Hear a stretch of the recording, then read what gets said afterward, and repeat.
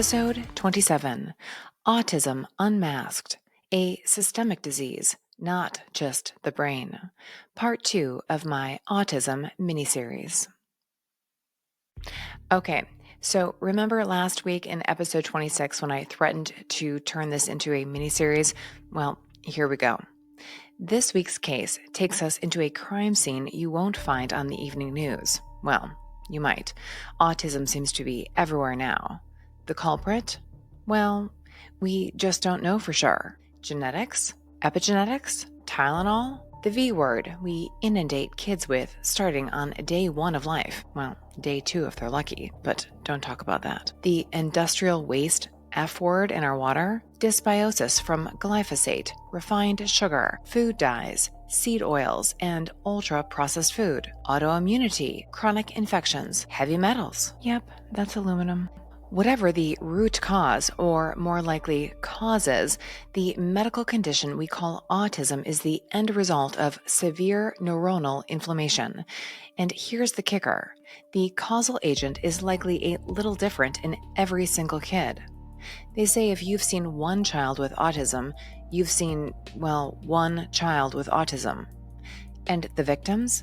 Millions of kids and their parents, left with confusion, sleepless nights, and an endless therapy merry-go-round that never gets to the why. Just announcing to the world that, well, it might be the Tylenol you took whilst pregnant or the vaccine schedule you followed on your pediatrician's recommendation isn't helpful.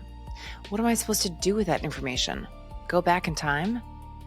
Back in the 1960s and 70s, autism was so rare, many studies estimated 0.5 to 0.7 cases per 10,000 kids. That's 1 in 20,000 or less. Fast forward to the early 2000s, and U.S. data already showed a steady rise up to 1 in 150 kids. Today, we're talking 1 in 31. Yes, from 1 in 20,000 to 1 in 31 in 50 years.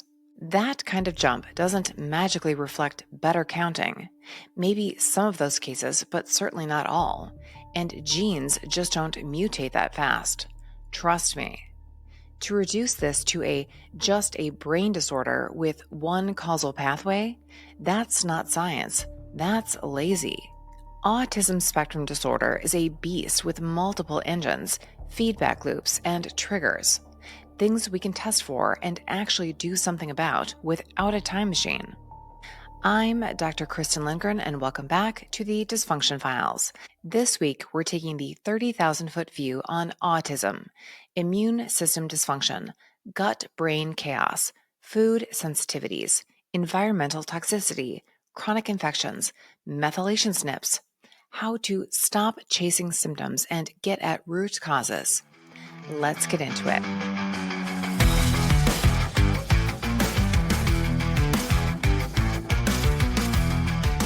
In episode 26, we cracked open the case of an autoimmune condition called FRAA, being at least one identified causal agent in the symptomatology we call autism, and leucovorin, the folate rescue vitamin some doctors are quietly using to improve speech and language. I said then that we might have to dig deeper, and, well, I wasn't bluffing. Welcome to part 2 of our mini-series on autism. Autism as a systemic disease. Conventional medicine still treats autism as if it lives exclusively between the ears. Speech delay? Send them to therapy. Behavioral issues? Medicate. Meltdowns? More therapy. But zoom out and the picture changes. Autism is a whole body illness manifesting in the brain. The brain is the loudspeaker, not the origin. Think about it. Digestive chaos causes chronic constipation, diarrhea, and bloating. Immune dysfunction causes eczema, food allergies, chronic colds, autoimmune markers. Metabolic breakdown causes mitochondrial deficits, oxidative stress, and low energy. Neuronal inflammation causes cytokines to light up the nervous system. Toxin load with metals, pesticides, plastics, chronic infections, viral, bacterial, and fungal triggers, nutritional deficits like low vitamin D, zinc, magnesium, omega-3s, carnitine, and add in methylation cofactors like B12 and folate metabolism problems, and you've got another layer of dysfunction. Those aren't side stories, they're the main plot. Autism is systemic dysfunction resulting in neuronal inflammation. The brain is simply where the chaos shows up. The crime scene. Imagine your child's brain like a nightclub. Lights flashing, music thumping, neurons firing in rhythm. Folate, the vitamin we usually call B9, is the VIP guest everyone's waiting for. In the brain, folate is responsible for building DNA and RNA, driving methylation, and synthesizing neurotransmitters.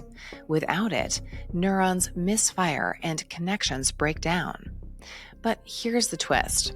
At the door stands a bouncer, a folate receptor at the blood-brain barrier, deciding who gets in and who gets sent home.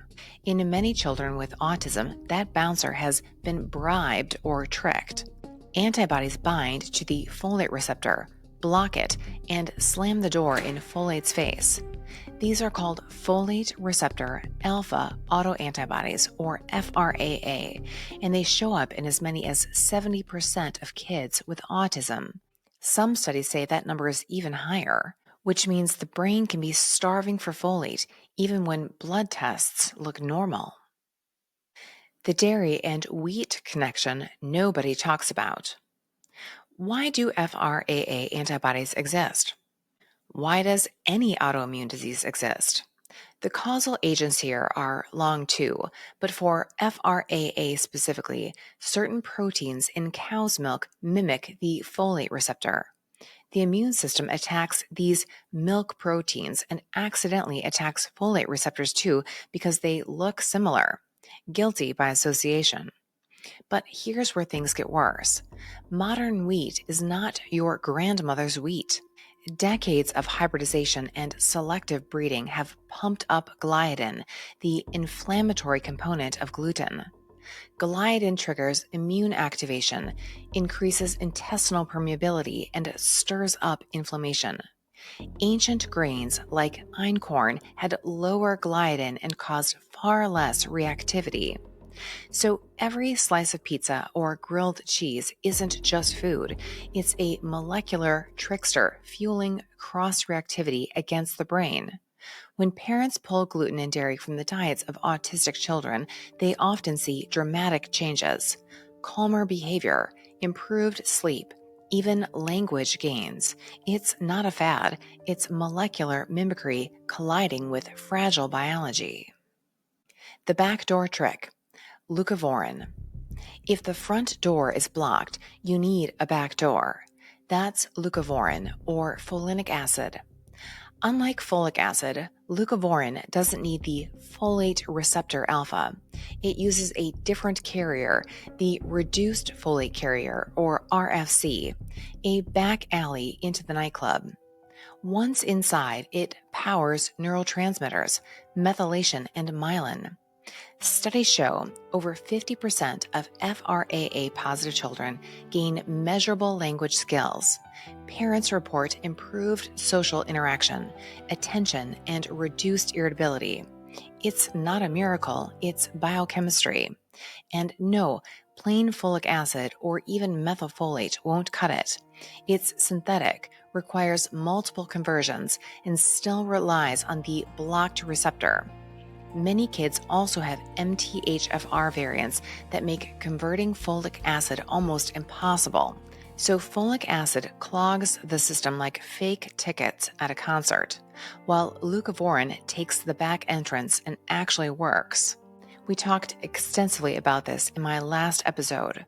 FRAA testing is available through specialty labs, usually for about $300. It's low-hanging fruit for families desperate for answers. Beyond folate, the gut-brain axis. If we know one thing about autism, it's that it is a constitution of symptoms caused by a whole host of potential offenders. If folate is the brain's VIP, the gut is its power generator. Remember this? The gut is your second brain. The gut doesn't just digest food, it makes neurotransmitters, trains the immune system, and signals the brain through the vagus nerve. When it's inflamed or leaky, the brain gets alarms, not peace. We know this. GI inflammation is common. Endoscopies show more immune cells in autistic kids' guts. Microbiomes are skewed. More Clostridia, yeast, and Candida. Fewer beneficial bifido and lactobacillus. Metabolites like propionic acid alter the brain's signaling and behavior. Address the gut, and it's not just poop that improves. Speech, sleep, and mood can change dramatically because when the gut is on fire, the brain is too. Food sensitivities and cross reactivity. Dairy, gluten, soy, they're like matches. One by itself may not light a fire. Stack them together, add some glyphosate and environmental toxins, and you've got a bonfire. That's why elimination diets aren't trends, they're fire extinguishers. Pull the biggest triggers and you remove the fuel from the inferno. Parents often see fewer meltdowns, clearer speech, calmer sleep. I'm not saying this part is easy. If you have a child on the spectrum, you know this might be the hardest thing to do. Children with autism often have extremely limited diets. They're extremely sensitive to taste, smell, and textures. But even the kid who will only eat chicken tenders and mac and cheese can be encouraged to make small changes. Gluten and dairy-free options, smoothies with collagen and omega-3s. The changes don't need to be all or nothing, and they certainly don't need to be overnight. Every positive change counts. Environmental toxicity. Metals and chemicals. We live in a chemical soup our grandparents never swam in. Kids with autism often carry heavier burdens of heavy metals like lead, mercury, and aluminum. Endocrine disruptors like bisphenol A or BPA, phthalates. Pesticides like glyphosate, fluoride in water. Toxins damage mitochondria and disrupt signaling. Kids with weak detoxification, like MTHFR SNPs or low glutathione, are especially vulnerable. Their ability to fuel energy pathways or mitochondrial function in the brain is impaired. And here's the wild part. It's not just metals and plastics. We are marinating kids in electromagnetic fields, microplastics, and nanoparticles that no human biology has ever had to adapt to. It's an experiment, and our kids are the test subjects. Chronic infections as hidden drivers. For some kids, regression starts after illness. Chronic infections, viral, bacterial, and fungal, can keep the immune system on high alert, cross-react with the brain, and drive neuronal inflammation. We often hear this story from parents. Their child was developing normally until an illness or sometimes a round of shots, and something suddenly shifted. Mainstream medicine calls it a coincidence. I don't believe in these. I call it a trigger. Mainstream medicine rarely tests for this, but functional practitioners often find Lyme, HHV6, mycoplasma, or mold exposure lurking in the background. Putting it all together. Autism isn't just one thing. It's a word we use to dump all these people with speech, language, and social dysfunction into one nice little box. But it's so much more than that.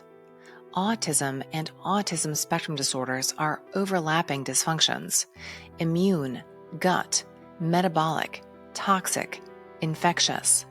The brain is simply the scoreboard where the damage is displayed. So when parents are told there's nothing you can do with therapy, that's malpractice by omission. There are root causes we can identify and address. What parents can do. First, test smartly. FRAA autoantibody testing. Testing the gut microbiome. Testing for heavy metals, mold, chronic infections, food sensitivities, and methylation SNPs. Second, trial diets, dairy and gluten-free, cut out dyes and ultra-processed foods and additives. Third, support detox with N-acetylcysteine, glutathione, and sometimes binders. Fourth, heal the gut. Well, test it first, but then heal it with probiotics, prebiotics, whole foods, and targeted nutraceuticals. Fifth, targeted therapies like leucovorin, mitochondrial support, supplementing for identified deficiencies. The bigger picture. FRAA isn't a quirk. It's proof that autism is autoimmune, systemic, and environmental. It's proof that chasing symptoms misses the root cause. Autism isn't just the brain waving a red flag. It's the whole body screaming. That'll do it for me. I'm Dr. Kristen Lindgren, and thank you for tuning into another episode of the Dysfunction Files. If you found this episode useful or entertaining, please like the video, subscribe to the channel, leave a comment, and share it all with a friend. We all have a friend who's a parent who needs to hear it. Begging you to hit all the buttons is annoying for me to do, but it tells the algorithm that dysfunction doesn't stand a chance. If you're curious about safe functional medicine approaches to autism, autoimmunity, or just what the heck is really going on with you or your child's health, come find us at Lindgren Functional Medicine. Visit our website or give our office a call. We'd love to hear from you. Until next time, stay curious, stay skeptical, and remember, you are in charge of your own healthcare. And next week, we'll zoom in on one of the loudest sirens in this systemic storm, the gut, dysbiosis, leaky gut, and the metabolites that hijack the brain. If folate is the VIP, the gut is the power generator. And when the generator's on fire, the whole system burns. I'll see you for the next one. Bye for now.